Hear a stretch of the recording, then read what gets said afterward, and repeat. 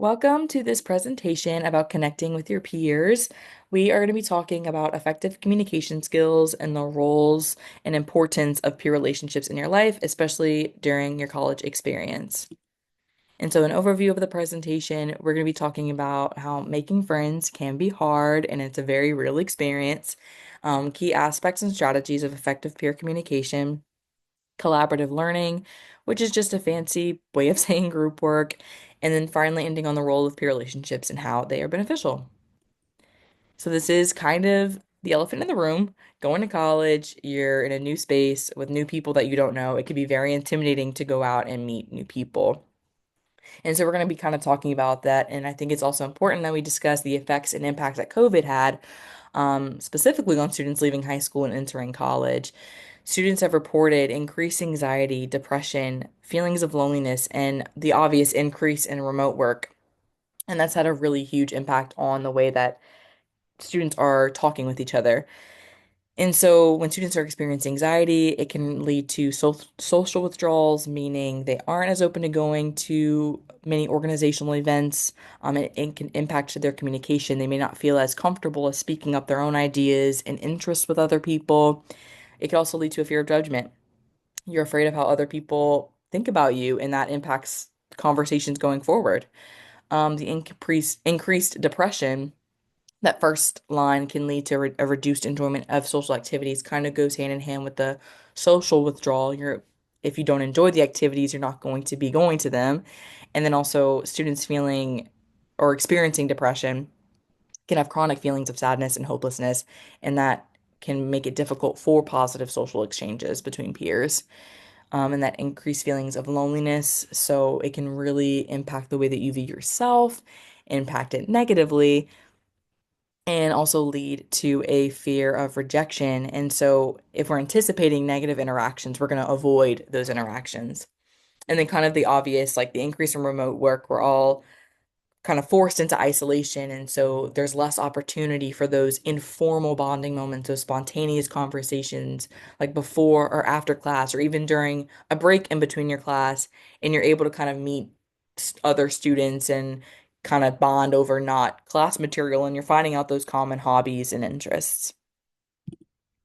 And so, is it challenging to make friends on campus? And if you were saying, yes, here are some ways that might make it less overwhelming or just give you a different perspective on how to think about it. So, one is to be kind to yourself. Making friends does take time. You can't go into college and expect that, like, in the first month, you're gonna have 20 new friends and they're all gonna be your bestie. It's just, it takes time. And different people make different friends at different times, and how they do that all differs. And so, for the second point, try not to compare yourself to what you see on social media. Social media is like our whole life. And so, if you see your classmates having all of these friends on social media, it doesn't mean that you are lacking or doing something wrong. It's just people do things at different paces. So, really just try not to compare yourself with that, like your social space with other people's social spaces. Two, easing your expectations. Many people, it's a common experience to want to find the perfect friend, the one that meets all of your needs, and one person that supports you in the best way, in all the ways. And it's really important to focus on developing different relationships in different spaces of your life so that you can be supported in different ways. So, having those friends that are all in the same major as you, having your other group of friends that are in the same organization as you, and etc. Those are super important and super beneficial. And then three, working with your anxiety, just a point of it's super normal to be anxious about meeting new people. So again, kind of to the be kind to yourself point, like don't beat yourself up about it. It is scary. It is a common experience. Everyone in college is feeling that. So just take the time to let yourself be yourself and then let yourself be seen by others. And then four, don't underestimate small talk. Small talk is not enjoyable for a lot of people, but it also could be super beneficial because that's how you are getting the flow of conversation. You're learning about the random facts about people that you can bounce off of. And so it's going to play a significant role in developing those meaningful connections later because you are bonding over common interests and hobbies. And the last one is staying in touch. People want to feel important. So reaching out to people that you've talked to for a few times, just keep reaching out to hang out or study together or just like small things. It doesn't have to be anything big, but just keep in touch with the people you're talking with so they are like, oh, this person does care about me and the conversation that we had, and y'all can keep developing that relationship. All right, so here's the second aspect of our presentation. So the key aspects and strategies of effective peer communication. One huge one is active listening.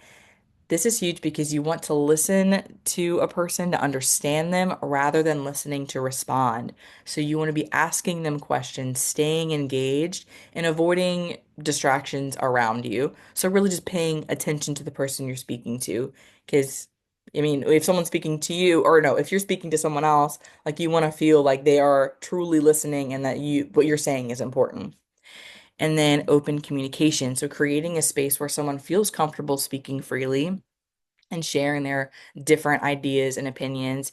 And then also just be willing to listen rather than giving unsolicited advice. And I know some people have trouble navigating when it's appropriate to give advice or when it is just to listen. And the best like rule of thumb is to just ask, like ask what the person who's asking for your support, like ask what do they need from you.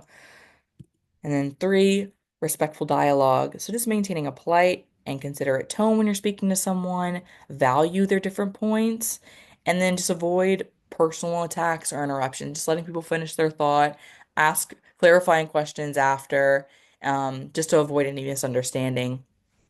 And then four, constructive feedback. So if someone is like, please give me advice, support me in that way, the best way to do that is being specific, focus on improvement, make sure the advice is helpful and it's relevant to what they are asking.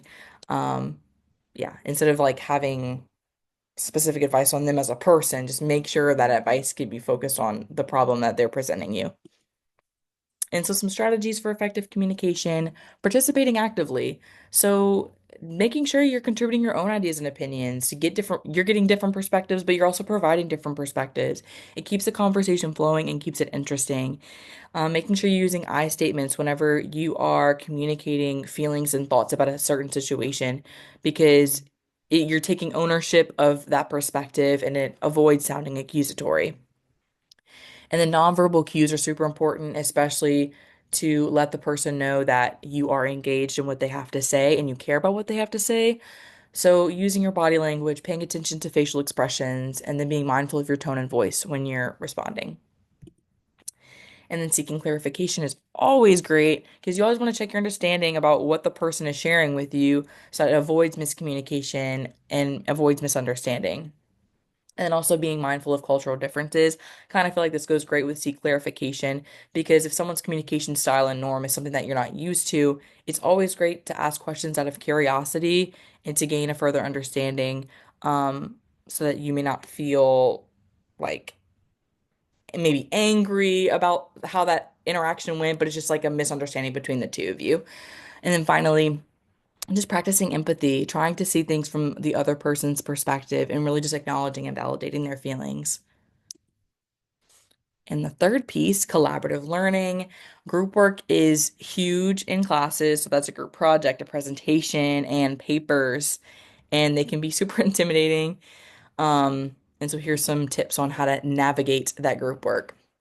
So to begin, you want to understand the group dynamics. You might be placed in a group with people that you don't speak to on a regular basis because you're not going to be doing projects with your friends every single time.